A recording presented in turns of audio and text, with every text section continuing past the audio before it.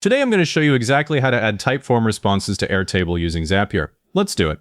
Open your browser and head to Zapier.com. Sign into your Zapier account, wait for the dashboard to load. The moment it does, look top left, click Create, then choose Zaps.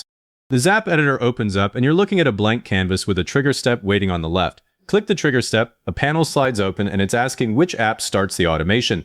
In the search bar at the top, type Typeform. Select it from the dropdown. Now you pick the trigger event, choose New Entry. It's the one that fires whenever someone submits your form. Click Continue. If your Typeform account isn't already connected, you'll get a prompt to link it.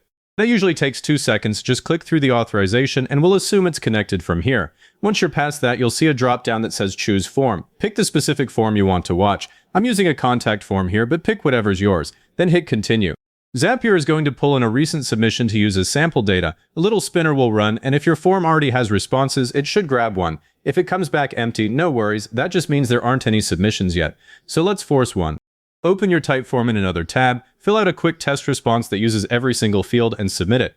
Back in Zapier, click Test Trigger again. You'll see one of your recent submissions load right into the panel. Now read through that data carefully. You want to confirm every field you care about is here: name, email, phone, drop-down selections, whatever your form collects. If something's missing, it's almost always because your test response left that field blank. Go submit another one that fills everything in, then retest. I've learned the hard way that skimping on this sample just means you'll be guessing during field mapping later. Now that you've got sample data, we'll set up where it goes. Look down at the bottom of the editor, you'll see a plus icon sitting below the trigger. Click it to add a new step. It'll ask what app you want to use. Search for Airtable, pick it, and for the action event, choose Create Record. That's the one that makes a brand new row in your base for every submission.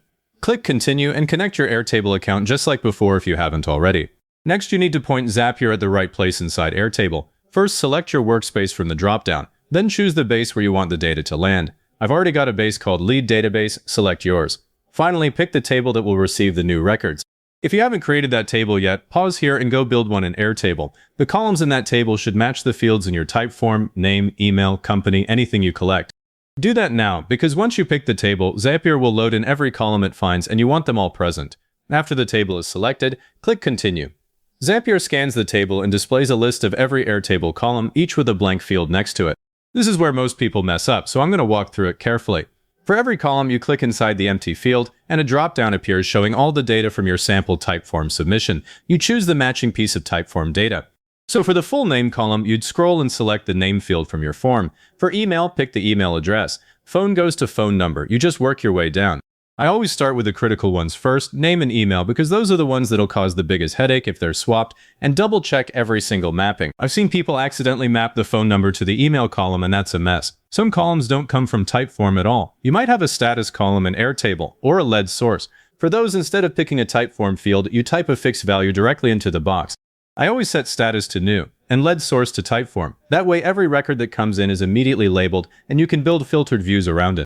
If your Airtable column is a single select, you have to type a value that exactly matches one of the preset options, otherwise the test will fail. So check that. Once every column is filled, whether mapped or typed, click Continue, then click Test Step. Zapier will fire off that sample submission straight into your Airtable table. A green checkmark means it worked, but don't just trust the checkmark. Open your Airtable base in another tab, find that table, and look at the new record. Verify every piece of data landed in the right column. Check that text isn't cut off, that no required fields are empty, and that any date fields look right.